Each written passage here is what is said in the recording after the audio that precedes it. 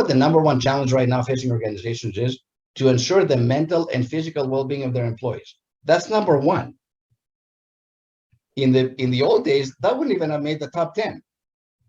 And this is according to HR organizations. The number one challenge is to ensure the mental and physical well-being of their employees. And the second challenge, of course, is maintaining employee engagement, productivity, and effectiveness, and so on. Well, guess what? You're not going to get number two right until you get number one right. And I feel like companies have done a fairly decent job in ensuring the physical well-being of their employees. What they haven't done well, however, is to ensure the mental and emotional well-being of their employees. And that's where they bring me in. I mean, that's what I do, right? I address that part. Here's how you take care of your employees emotionally and mentally. Welcome to the Happy Engineer podcast, the place where we help engineers like you to build your career, balance your life, and be happy. I'm Zach White, former engineer turned lifestyle engineering coach, and your host for the journey to the career and life that you desire. Hey, I believe that you shouldn't have to sacrifice your life to reach your full potential at work. And what we're going to bring you in these conversations and interviews are the strategies, the tools, and the mindsets that are going to allow you to experience both success at work and success at home. Hey, we do the best we can to keep this free from advertisements. Of course, I can't control what YouTube may throw up, but do us a favor and share this podcast with anybody who you think may like it. And don't forget to click the bell and subscribe and get notifications to our YouTube channel and for upcoming releases of the Happy Engineer podcast. I would love your feedback, and even more than that, love your story. Share with us how these strategies and tools are working for you. Would love to be in touch with you. Connect with us on social media. Find me at Oasis of Courage on Instagram, Facebook, or Zach White on LinkedIn. It's an absolute pleasure to serve you. Now let's do this.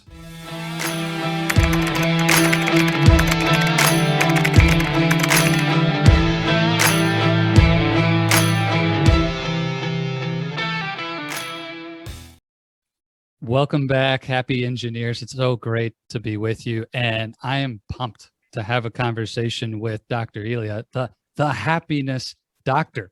We both have an appointment today with the right guy. So engineers get excited. Dr. Elia, I am super curious if you could just take us back to the story of how you became the happiness doctor. I mean, this is the Happy Engineer podcast and couldn't match up in a better way, but just tell us, like, where did you first become known as the happiness doctor? Well, I'll go even farther back, and thank you for having me on the show, Zach. People have said, well, first of all, how did you become a happiness expert before you became the doctor? And honestly, it goes back to the very first day I was born. Now, I know this may sound a little weird. How does that's even possible? So I was born a long time ago in Athens, Greece, back in the day, where nobody was invited in the birthing room, right? There was no Snapchat, Facebook Live. Nobody was recording anything, right? It was just my mom and the doctor. So as the story was told, me growing up in my family, I guess after I was born, my dad shows up, kind of like a tough, Greek guy, whiskey, smoking, so on, and comes up to the nurse and says, which one's my son? And I guess behind this little window, there were like 5 babies, all wrapped up in the same old generic white blanket back in the day. They all looked the same. And my nurse comes up to the window, and at that moment, I had a smile on my face. So the nurse turns to my dad and says, your son, he's the happy one. So growing up, this is the story that I was told, right? Well, you came out of the womb happy. You're the happy one. So that became my brand, which is a great brand to have, obviously. Fast forward 25 years. Now I'm in graduate school getting my PhD in psychology. And the professor is talking to us about nature versus nurture. What contributes to what? Is it a generic predisposition that makes us who we are, or is it our environment? Yeah, of course, it's, both contribute. So I had this terrible thought. I'm like, wait a minute. What if my dad shows up 15 minutes late, comes up to the same window, asks the same nurse the same question, which one is my son? And at that point, I have this terrible stomach pains, gas pains, and I'm screaming my head off and I'm crying. And the nurse turns to my dad and says, your son, he's the cranky one. And then growing up in my home, my family says, you know what? You came out of the womb cranky. You've always been a miserable little beep, you know? Oh, So, wow. so why do I share this story is this, because we have all been branded. If you go back and think about how you grew up in your life, it usually happens early on in our family. Usually we get a brand. Now, having said that, there are plenty of brands that are positive and beautiful. Obviously, the happy one is at the top of the list. You can't get a better brand like that. But there are other ones. The creative one, the intelligent one, the smart one, the loving one, the adorable one, the princess, the athletic one. I mean, we can go on and on. So if you fall in any of that category and that you've been branded, count your blessings and say thank you. However, and in my experience, I work with thousands and thousands of people and travel all over the world and talk about corporate wellness and happiness and so on. I can tell you that far too many, actually the majority of people, have grown up with a negative brand. Yeah. Which of course, in that negative brand, you know, the way that they view themselves as a result of that has tremendous impact on their happiness and wellness and health and otherwise. And I won't go with all the terrible negative brands people have been branded, but I will tell you the three most common. And I know it's hard to believe, but trust me, the most common negative brands are the following: the ugly one, the stupid one, or the fat one. Now you might say, well, who in the world would actually say that to their kid? Believe me, there are far too many people. So about 5 or 6 years ago, I'm giving a talk at a women's conference in North Carolina, 500 women and myself, and I'm sharing this story that I just shared with you. And I say, look, if you don't like your brand, today is the day that you may choose as an adult now to rebrand yourself and basically empower the audience to say, you know what, I just don't.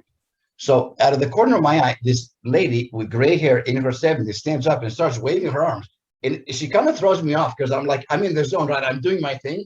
But at the same time, I can't ignore her because everybody's looking at her. So I'm looking at her too. So I stop my talk and I'm like, yes, ma'am. And she stands up and says, you know, I'm 70 some years old. And for the last 7 decades, I have been called, and this is my brand, fat, ugly, and stupid, and then some, like with an expletive next to it. And Yes. I mean, Zach, you could hear a pin drop. I mean, he got so silent, so quiet. Personally, I don't know if I would have the strength to be that vulnerable and that open in front of 500 strangers. I don't think I could do it. So I admired her courage, honestly, to get up and do that. So I looked at her. She's looking at me. Everybody's looking at me like, now what's going to happen? Right. So I'm like, okay, ma'am. So what would you like your new brand to be? And her name was Leah, by the way, her first name. She goes, well, from now on, I want to be known as Princess Leia, kind of like the Star Wars thing. Sure. So Sure. immediately I'm like, yes, Your Majesty. Like I bowed down. I'm like, yes, Your Majesty, you know, like this. And people started to laugh, and a very tense moment became a very lighthearted moment, but also an important one. And why do I share this story? Because if a person in her 70s can change her brand, then anybody else can do it. Yes. Right? Dr. Elia, I love that story. And engineers listening, probably have a mix, right? A little bit of the, maybe they were the intelligent one and they got into engineering because they had the brain power, but also one or multiple of these negative brands is likely present for them as well. And I want to actually back up a little bit to your childhood experience then, from 0 to 25, and that before that nature nurture conversation. Did you find yourself, really experiencing what I'd say a heavily biased life towards happiness, or was it still a mixed bag for you and you had negative brands to overcome? Or what was your actual experience with growing up with that brand? People that have known me for decades, I go back to Greece and I have friends that have been friends for 50 years.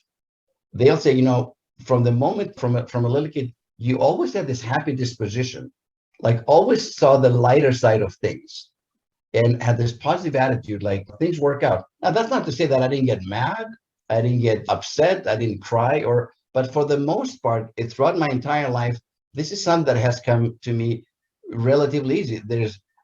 My wife, we met for 30 years. She goes, you love people so deeply and your heart is so open and you do that for so many people. How do you do that for all these years? And I said, I don't really know. It's like a reservoir of love and happiness just exudes.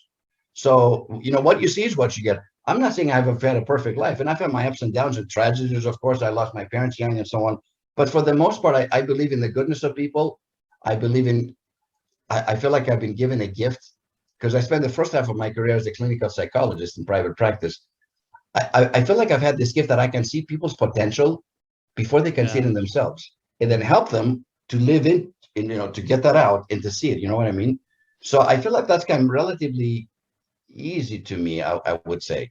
Yeah.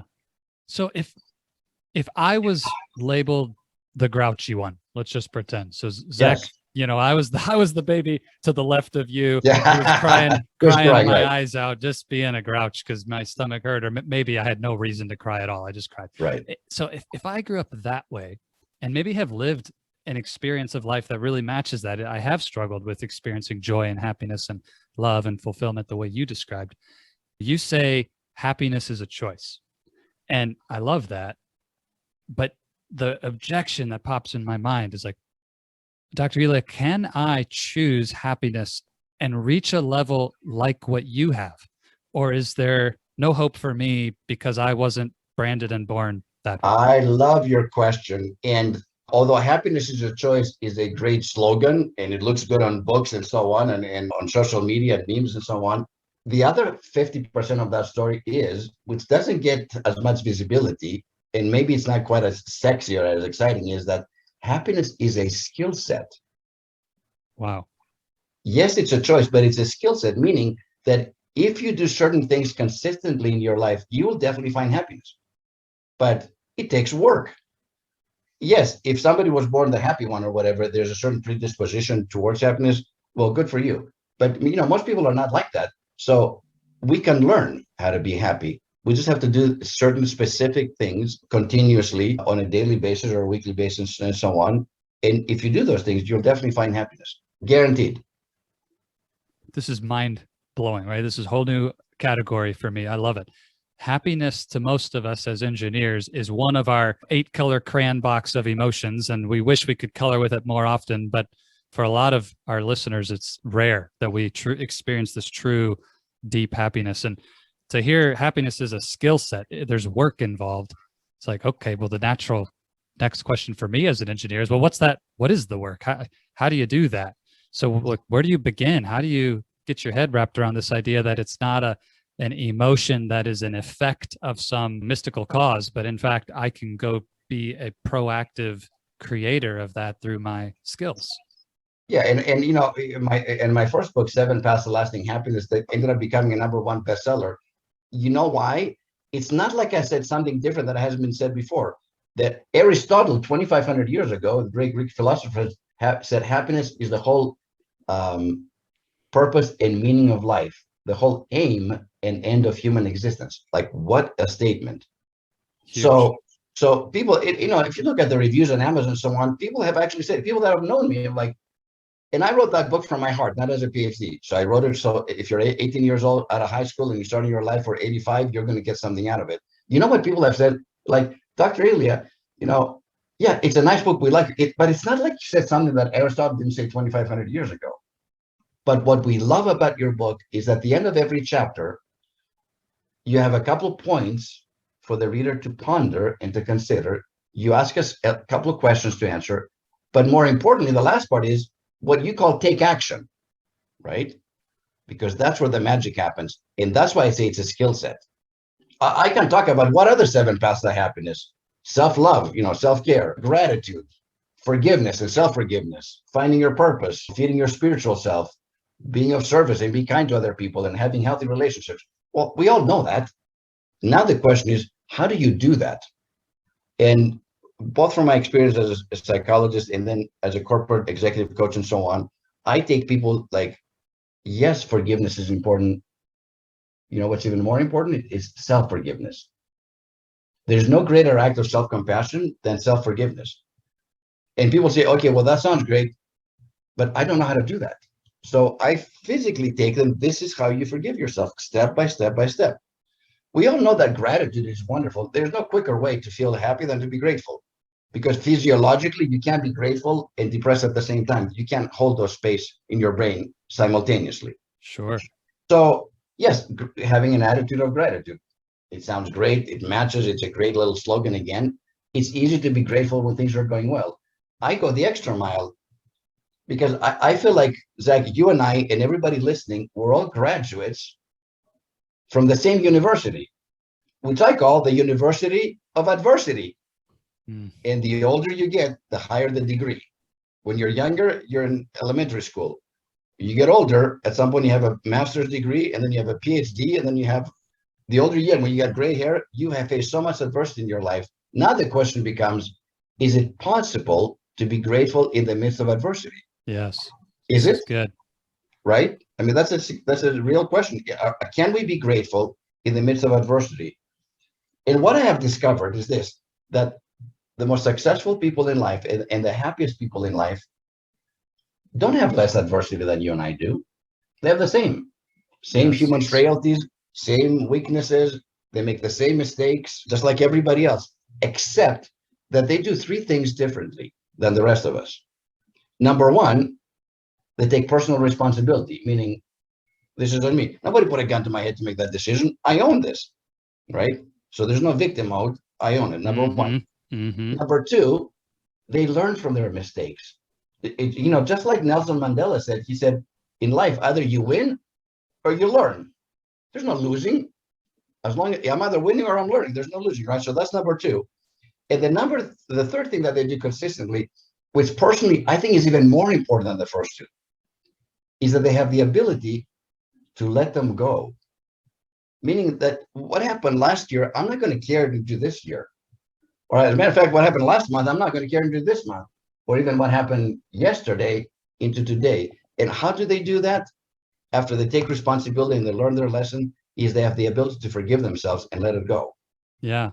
So So Dr. Elia, yeah, I love this, this three steps. And so engineers, we're how people, right? We always want to know the process and the system. And maybe in a way, what I love about this approach, what you're saying, it aligns perfectly with how I coach at Awaco. And hey, we got to get into action. Knowledge by itself is not useful or powerful. It's knowledge that you implement and take action on that creates power in your life. And so would you be willing to get a little more specific with us on how to take action on this attitude of gratitude, for example? It's one of the paths to happiness in your book. And I highly recommend everybody go get a copy and read the book for yourself. But just to give some actionable nuggets, how do you do it? What's the actual step? Do I have to sit down and meditate? Do I need to get a journal? Do I like, I think journaling actually does help. And listen, I could write down 3 things that I'm grateful every single day for 365 days and never repeat myself. Do you know that? If you just take the physical body, I can go through every organ that I have that works while I sleep, my heart that pumps, my brain that works, my fingers you know what I'm saying? It's endless. The gratitude is endless. So what I recommend for people is every day, write 3 things down, bullet points, doesn't take more than, 60 seconds, 3 things that you're grateful for. Some people like to do it when they first wake up before they brush their teeth, just like you put that grateful intention out into the world. But other people like to do it at the end of the day when they reflect back on their days. What am I grateful for today? Honestly, I don't really care which way you do it, as long as you do it, right? Yes. Again, why? Because knowledge without application is just education. You can read the top 10 books on happiness and highlight them and underline them to death. And then what do we usually do with those books? We put them back on the bookshelf when we're done, right? Never to be seen again. Yes. Okay, well, now I'm more educated about happiness. I know a lot more, but my happiness level is not any higher. Why? Because I'm not doing anything about it. So it's not enough to just read and educate yourself. It's the application that matters. This idea that gratitude is endless, I'm really struck by this. And what I'm curious for your perspective on, Dr. Elia, is why is it that so many people have a hard time finding those things in their life? That, while you and I are talking, it's like, okay, yeah, sure, I'm grateful for my brain that's working, for my lungs that are breathing. But I've coached a lot of engineers, and I'll ask the question sometimes, what's something you're celebrating? What's something you're grateful for right now? And a lot of times we come up blank. There's nothing. I know. Why is that? Why is there such a bias towards this area of gratitude being endless, we have a block to accessing that? Because again, it's a skill set. Engineers are very good at so many things. You can name them one by one. Brilliant people. I work with a lot of engineers, by the way, in organization, and brilliant people. Sometimes, however, your strength, if you overdo it, can become your liability. If I always stay in my head, because gratitude comes from the heart. So we have, and I don't remember who said this, but the longest journey in the world is not from here to the moon or from here to some distant star, is from my head to my heart. So I'm a very heart-centered person, and the older I get, the more heart-centered I want to be, more open, more sensitive, more vulnerable, more loving, because I feel like that's where my happiness lies. That doesn't mean that I'm neglecting my brain, or that I don't read and learn new things, because that's the other thing that contributes, I think, to happiness, is a continuous thirst for knowledge. Michelangelo, he and Leonardo da Vinci are the pillars of the Renaissance movement, right? At the end of his life, he was being interviewed, and they're like, "Oh, great master, tell us something that, wise or whatever." You know what he answered? He said, "I am still learning." Who said that? Michelangelo. This is after David, like after he did all that stuff, right? So to me, if Michelangelo at the end of his life is still learning, man, I hope I learn until I take my last breath. Continue to learn. So I'm not neglecting the brains, what I'm saying. Yeah. But I come from the heart. I'm looking outside my window right here in my backyard, beautiful green trees, beautiful sky. I'm looking at my green lawn. Now, these are three things that I'm grateful right now. Just glancing over. That's it. Yeah. You know what I'm saying? Gratitude is everywhere, but we have to practice it so it becomes so easy, like it is, like I just did it for you as an example, right? So you brought up a really good point around overusing a strength becoming a liability, and engineers are great at using our heads. And I've personally spoken with hundreds, but maybe thousands even, of engineers, especially if you count social media and the interactions that happen online. And there is a huge percentage of them who are very unhappy. And I'm curious, this connection between the engineer being in our head and the fact that happiness and gratitude and these things that we're talking about today come from the heart. It makes a lot of sense that there would be a gap there. So can you tell us more about, like, what does it really mean to travel that distance from the head to the heart? What is that journey like? What does it mean to be from the heart or in your heart? That language is kind of coachy. It's sort of hard to wrap here. I'm in the engineer in me. I was going to say wrap my head around, it's like there's such a bias toward that. Could you just tell us more about? Yeah, but why is there a bias? Why is there a bias? Because we have been rewarded for our brains. You get good grades. I got 4.0. I got into a great school. I went to, master's degree, PhD. So there's a lot of reward that comes societally speaking. One of the greatest blessings of the pandemic is, which I call basically, I feel like this giant finger from the sky came down upon humanity and pressed the pause button. And it just paused everybody dead on our tracks. What has happened as a result of that over the last 18 months, because my second book was about the pandemic and navigating challenges and crisis and so on, and having talked to, I would probably say, even though my speaking engagement got canceled last year, obviously after the pandemic, I had the opportunity to speak to more people across the globe on this little camera Zoom, probably between 40 and 50,000 people across the globe, right? Wow. And what I've gathered from that is this, that people all of a sudden began to recognize what's really important.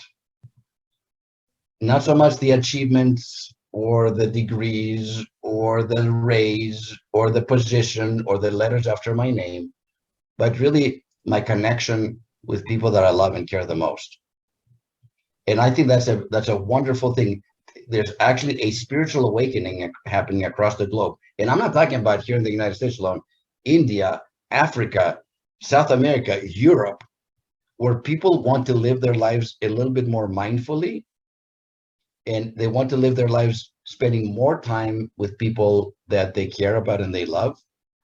And where, yes, work is important and work provides food on the table, and and money equals freedom. I mean, it's not, of course, but I feel like people are going to be a lot more balanced, where work life integration becomes more important to them where before they were like just workaholic, providing, achieving, and so on, and then by being miserable. I don't think we're meant to endure to the end in this life miserably until we cross the finish line. I think this life is meant to be lived to the fullest. Yeah. And a big portion of that is our relationships that we have with ourselves and others, and to serve others, because obviously that's another path to happiness, is to serve from your heart, to be of service, to be kind.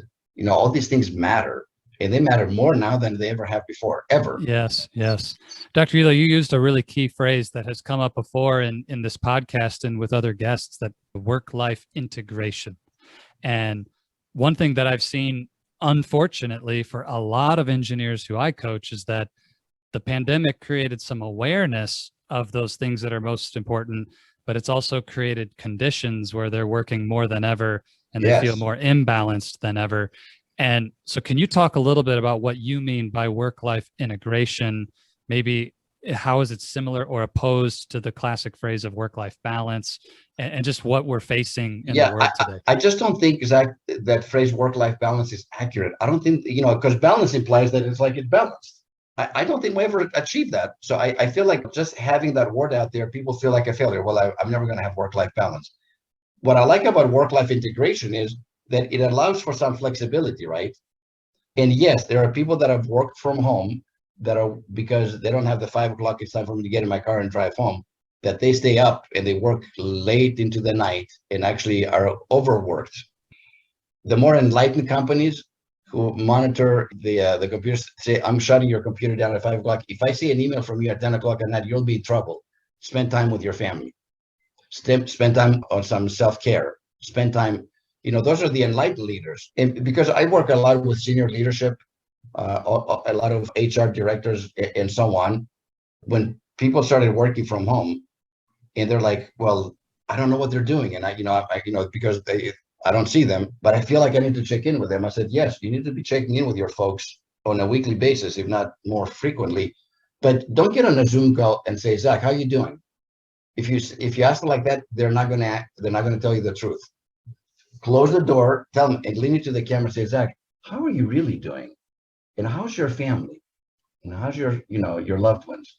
And is there anything I can do to help you or the company? What do you need from? And if you want to take some extra credit, homework, go as a leader, go above and beyond even doing that. Lean closer to the camera and say, by the way, you know what? My kids haven't gone to school for 9 months. It was driving me and my wife crazy. I've been depressed. I've been stressed out. I've been really anxious. So I can relate. When you have that kind of vulnerability as a leader, guess what happens? Now you bond with your people.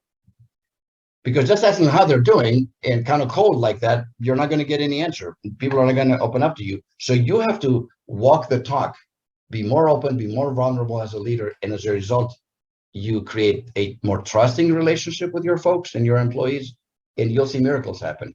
As a matter of fact, they'll work harder than they ever have before because now they feel like you've got their back.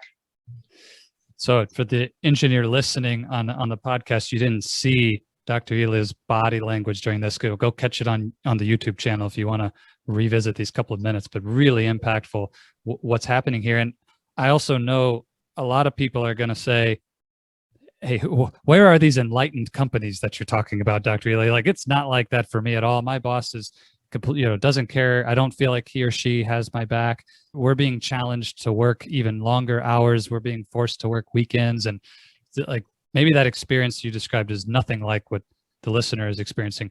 If they're in that situation where I'm trying to integrate, Dr. Elia, but it's not working. Like, I just feel stuck in this environment that isn't allowing me to live the way I want and the lifestyle that fits for me. What should someone be thinking about, or how do you act in that situation? What do you do? Yeah, and I just work with senior leaders, so it goes down. Even what you just talked about.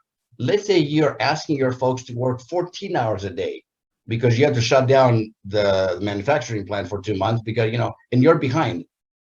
If you're asking them to work harder because they're from home, you have to be more transparent as a leader and tell them the why. And what is the why? I love my employees. I don't want to have to lay off 20% of at the end of this month. because I don't want anyone, I want us to stay together, to go through this crisis together. So I'm asking to work a little extra because, and this is the reason why, because I don't want to lose anybody. I don't want to have to make those tough decisions. I want everyone to have a paycheck the following month. This is the reason why I'm doing that.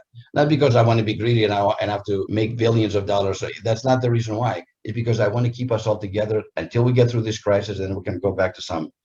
That's an enlightened leader. Yeah. But he has to explain the why behind that. It's not because we want to hit our numbers. Why do we need to hit those numbers? Because I don't want to have to let anyone go because I care about them and their families.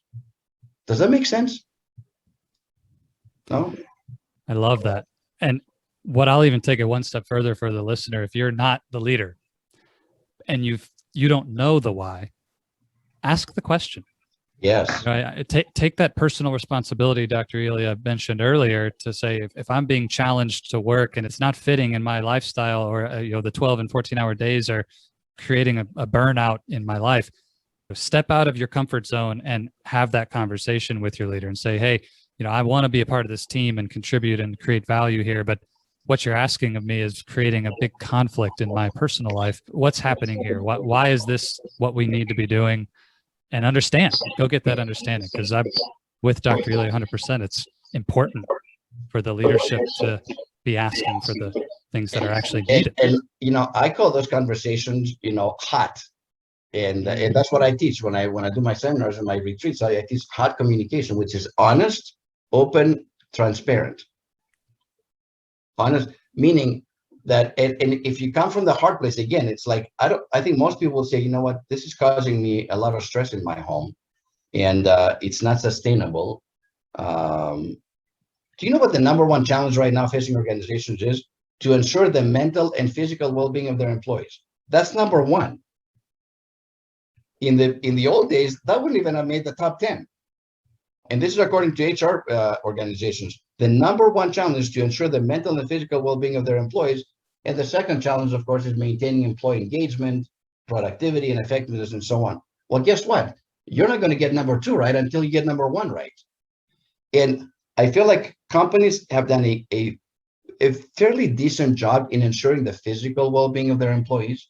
The mask, the social distancing, wash your hands, not as many people in the room, and so on. I think they've done really well so they can keep their businesses open. What they haven't done well, however, is to ensure the mental and emotional well-being of their employees. And that's where they bring me in. I mean, that's what I do. I address that part. Here's how you take care of your employees emotionally and mentally.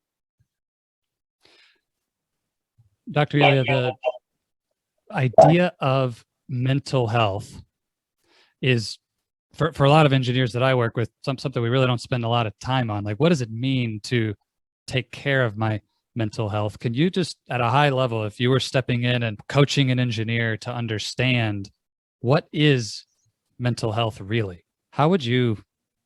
And I'll share something with you that you can, a PDF, which is, for my second book, I created a personal health assessment, 20 questions that looks at your physical, emotional, mental, and spiritual well-being.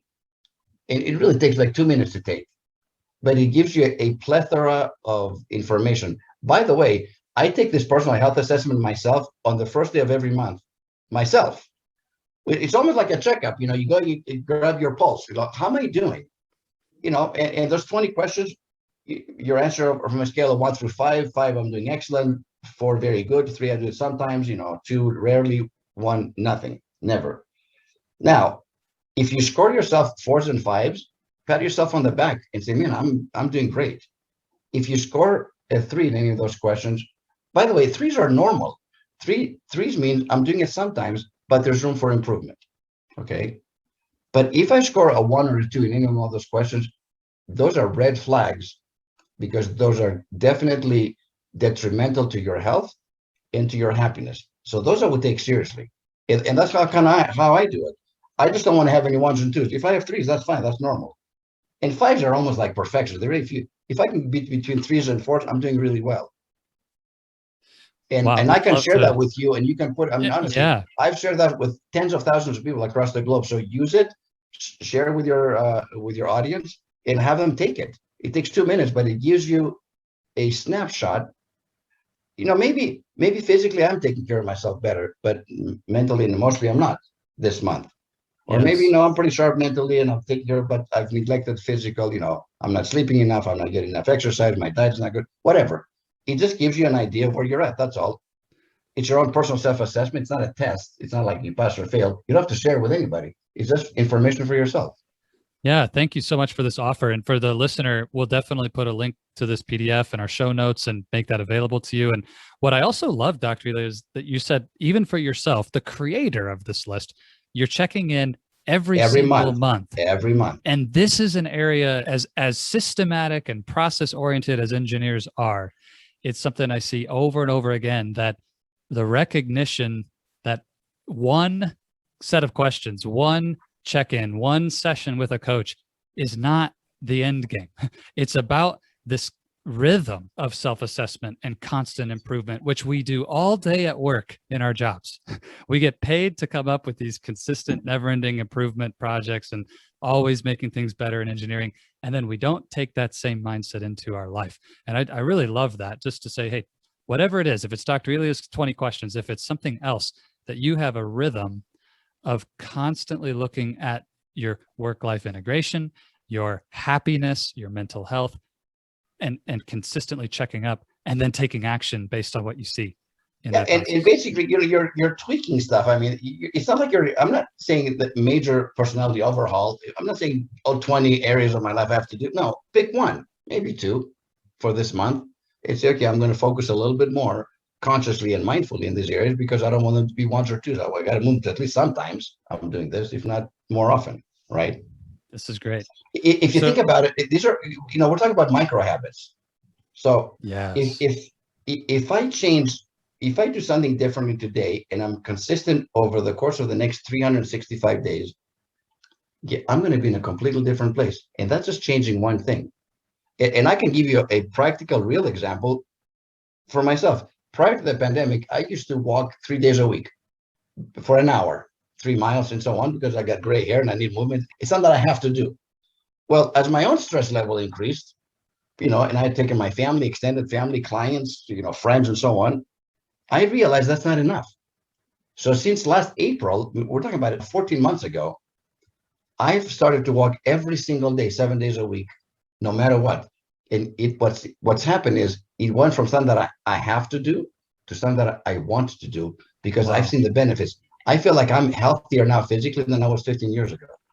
And I've done it come rain or shine, no matter what. I walk every single day for 3 miles a day. And I don't always take my phone with me either, which is the second thing that I'm working on. Ideally, I want to walk every day without my phone. I'm at 50% right now, which is really hard for me because I'm addicted to my phone. But at least every other day, I don't take my phone and I walk and I look at nature. I partake of the sunshine, the vitamins from the rays of the sun, the beautiful blue skies, the trees, the animals, the chirping, the birds are bringing. And that feeds my soul, feeds my mind and my heart. And of course, my body, I move. So I'm healthier now than I have been. That was one habit that I changed 14 months ago. And you know what? Now that the pandemic seems to be on its way out a little bit, we're doing a lot better. Everything has opened up, at least where I live here. I'm not planning on changing that. I'm not going back to 3 times a week. I'm going to continue doing this because I have seen its benefits. What's the difference? Consistency. Yeah. This is really a word of encouragement for the engineer listening. You don't have to completely change your life tomorrow to be happier. You need to identify these micro habits and the practices and skills of happiness and just be consistent to make those little changes every day. Is there any micro habit of happiness? We talked about gratitude earlier, walking now. If there was a third, Dr. Elia, that you would say, hey, if you're looking for a place to start, here's a micro habit that's really impactful. Yeah, the physical ones are easier to identify, but I would also say, I'm going to go back to the forgiveness aspect because, in my experience, Zach, I think most people wake up every morning and before they get out of bed, brush their teeth and put makeup on and get in the car and drive to work or whatever, they put on a backpack that weighs about 100 pounds. And this backpack is full of from little pebbles to rocks to big boulders, basically, in which are symbolic of resentments, anger, disappointments, lack of forgiveness, and so on. And that's how they walk throughout the day, burdened by their past. The goal in life is to wake up every morning and there's no backpack, because it's a clean slate, it's a new start, right? And I can go live my life just today. I can't do anything about yesterday or last month or anything like that. And this is something that comes easy to me. I'm Greek. So Greeks don't feel too much guilt. We're like, eat, drink, and be merry. So like, forget about it, you know? So that's sort of cultural too, but it's also part of my personality too. The choices I make today will determine my tomorrow. My past has nothing to do with it, right? So be in the present, choose wisely, have a positive attitude, help other people, because I think that's the big part of happiness, is to extend ourselves to others and get outside of ourselves in some ways, right? And practice gratitude and forgiveness, practice self-care in those 4 areas that I talked about. And, I'll share the PDF with you guys. Very easy.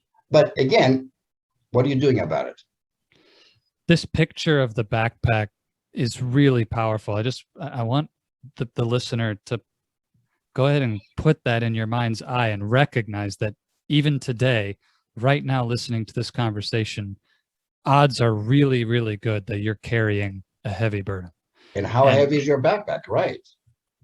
I could tell you, I've felt it. There's days where I choose to bring all of that garbage from the past with me, and there's days where I choose to leave the past in the past, and it's a significant difference. And so, as far as these micro habits, to wake up and make that decision that I'm going to live today without bringing that backpack along, and just go and enjoy the present and create my future. That's a huge, huge takeaway. I love that. I love that picture. Dr. Elia, I want to go 1,000 more directions, but I want to be respectful of your time, and we want to land the plane here. And I mentioned earlier, and I say this for all our guests, great engineering, it's like great coaching, in that questions lead and answers follow, and the quality of our questions matters. So for the engineer listening to this conversation who wants to be happy, what is the best question that you would lead them with? Sure. Remember when we talked about earlier on that knowledge without application is just education? So in life, it doesn't matter what we know. What matters is, what do we do with what we know? So, of course, the question that follows that is, what will you do differently as a result of listening to this wonderful conversation that I've had with Zach? What will you do differently?